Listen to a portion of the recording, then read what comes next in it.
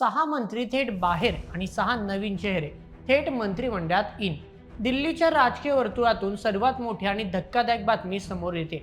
मोदी सरकारच्या कॅबिनेटमध्ये असा फेरबदल होतोय ज्याची कोणी कल्पनाही केली नसेल. आणि सर्वात महत्त्वाचं म्हणजे महाराष्ट्रातील 2 बड्या चेहऱ्यांची नावं या यादीत अचानक समोर आली आहेत. मित्रांनो, गेल्या काही दिवसात दिल्लीच्या राजकीय वर्तुळात अत्यंत वेगवान घडामोडी घडत आहेत. केंद्रीय मंत्रिमंडळाचा मोठा विस्तार आणि फेरबदल आता अगदी तोंडावर आला आहे. सी जॉर्ज, जे एकमेव ख्रिश्चन मंत्री होते, यांनी आधीच राजीनामा दिलाय आणि राष्ट्रपतींनी तो मंजूरही केलाय. इतकंच नाही तर अमित शहा हे देशाचे 8वे उपपंतप्रधान बनण्याची दाट शक्यता वर्तवली जाते. म्हणजेच भाजपमधील वाजपेयी अडवाणी युगाची पुनरावृत्ती होताना दिसते. परंतु आज आपण बोलणार आहोत अशा 6 मंत्र्यांबद्दल ज्यांना ते डच्चू दिला जाणार आहे आणि महाराष्ट्रातून कोणाची लॉटरी लागणार याबद्दल. चला तर मग सविस्तर समजून घेऊया आजच्या व्हिडिओमध्ये. आजच्या बातमीचे लेखक आहे शुभम चव्हाण.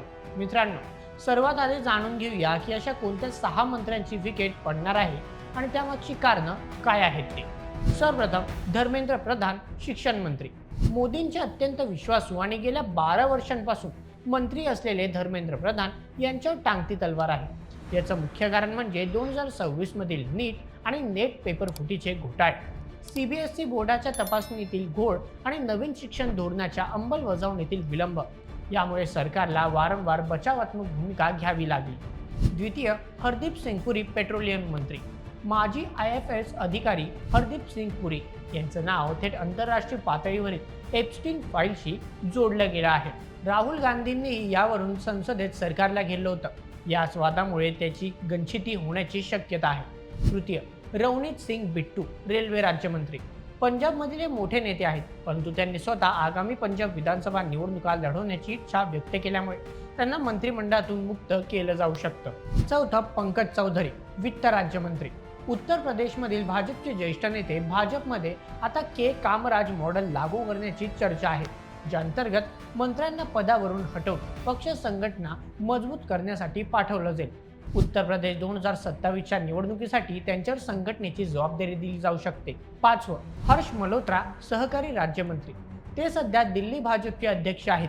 एक व्यक्ती एक पद या नियमाच्या आधारे त्यांना मंत्री पदावरून बाजूला केलं जाऊ शकतं. जॉर्ज कुरियन, केरळमधील निवडणुकीत भाजपला अपेक्षित यश न मिळाल्याने आणि ते स्वतः 3ऱ्या क्रमांकावर राहिल्याने त्यांनी आधीच राजीनामा दिला आहे. आता तुम्ही विचार करत असाल की जर हे 6 मंत्री बाहेर पडणार आहेत तर आता कोण येणार. दिल्लीत काही अतिशय वजनदार नावांची चर्चा सुरू आहे. चला तेही सांगतो. Shaktikanta Das, RBI governor. सध्याच्या आर्थिक परिस्थिती पाहता आंतरराष्ट्रीय स्तरावर सकारात्मक संदेश देण्यासाठी एका अनुभवी IAS अधिकाऱ्याची अर्थमंत्री म्हणून वर्णी लागू शकते. निर्मला सीतारामन यांच्या जागी शक्तिकांत दास यांच्या नावाची मोठी चर्चा आहे. द्वितीय, अनुराग ठाकूर. संसदेत भाजपची बाजू आक्रमकपणे मांडणारे अनुराग ठाकूर यांना पुन्हा कॅबिनेटमध्ये आणलं जाऊ शकतं.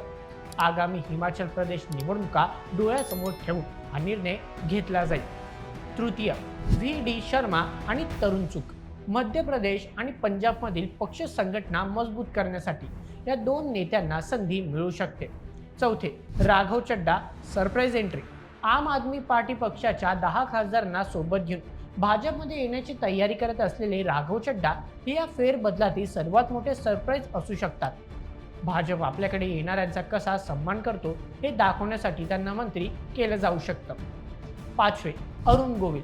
रामायण मालिकेत प्रभू श्रीरामांची भूमिका साकारणारे खासदार अरुण गोविल यांना उत्तर प्रदेश निवडणुका लक्षात घेऊन मंत्रिमंडळात स्थान मिळण्याची दाट शक्यता आहे. आता वळूया आपल्या सर्वात महत्त्वाच्या मुद्द्याकडे. आपल्या महाराष्ट्राला काय मिळणार. महाराष्ट्रात आगामी लोकसभेच्या आणि विधानसभेच्या निवडणुका डोळ्यासमोर ठेवून मोठी खेळी खेळली जाणार आहे. एकनाथ शिंदेंच्या शिवसेनेची ताकद वाढवल्यामुळे त्यांना 2 ते 3 नवीन मंत्रिपद दिले जाऊ शकतात. उपमुख्यमंत्री एकनाथ शिंदे यांचे सुपुत्र श्रीकांत शिंदे यांना थेट कॅबिनेट मंत्रिपद मिळण्याची दाट शक्यता आहे. परंतु खरा सस्पेन्स आहे ओमराजे निंबाळकर, संजय जाधव आणि संजय दिना पाटील यांच्या नावाभोवती. सूत्रांच्या माहितीनुसार श्रीरंग बारणे आणि श्रीकांत शिंदे यांचा आग्रह आहे की ओमराजे निंबाळकर यांनी मंत्री हवं, परंतु ओमराजे सध्या संभ्रमात आहेत. त्यांना असं वाटतंय की जर त्यांनी मंत्रिपद स्वीकारलं तर केवळ सत्तेसाठी त्यांनी उद्धव ठाकरेंची साथ सोडली असा चुकीचा संदेश जनतेत जाईल। जर ओमराजेंनी नकार दिला तर परभणीचे संजय जाधव यांना शब्द दिल्याप्रमाणे त्यांची राज्यमंत्री म्हणून वर्णी लागू शकते। आणि सर्वात मोठा धक्का म्हणजे संजय दिना पाटील। दिल्लीच्या वर्तुळात संजय दिना पाटील यांचं नाव अतिशय वेगाने पुढे येत आहे। सध्याचे मंत्री प्रतापराव जाधव यांना काही काळासाठी बाजूला करून या नवीन चेहऱ्यांना संधी दिली जाऊ शकते। अगदी भाजपमधून विनोद तावडे यांच्या नावाचाही विचार झाला तरी आश्चर्य वाटायला नको। तर मित्रांनो, आगामी 2029च्या सार्वत्रिक निवडणुका डोळ्यासमोर ठेवून मोदी सरकार हा अर्ध्या टप्प्यावरील अत्यंत महत्त्वाचा फेरबदल करत आहे। एका बाजूला कामगिरी न दाखवू शकलेल्या मंत्र्यांची गणशिटी होते तर दुसऱ्या बाजूला राज्याची राजकीय समीकरणं साधण्यासाठी नवीन चेहऱ्यांना संधी दिली जाते। तुम्हाला काय वाटतं, या 6 मंत्र्यांना काढण्याचा निर्णय योग्य आहे का? आणि महाराष्ट्रातून ओमराजे निंबाळकर की संजय दिना पाटील कोणाला मंत्रिपद मिळालं पाहिजे? तुमचे मत आम्हाला कमेंटमध्ये नक्की कळवा आणि अशाच व्हिडिओसाठी सबस्क्राईब करा बोल्ड एमएच आपल्या यूट्यूब चॅनलला। धन्यवाद।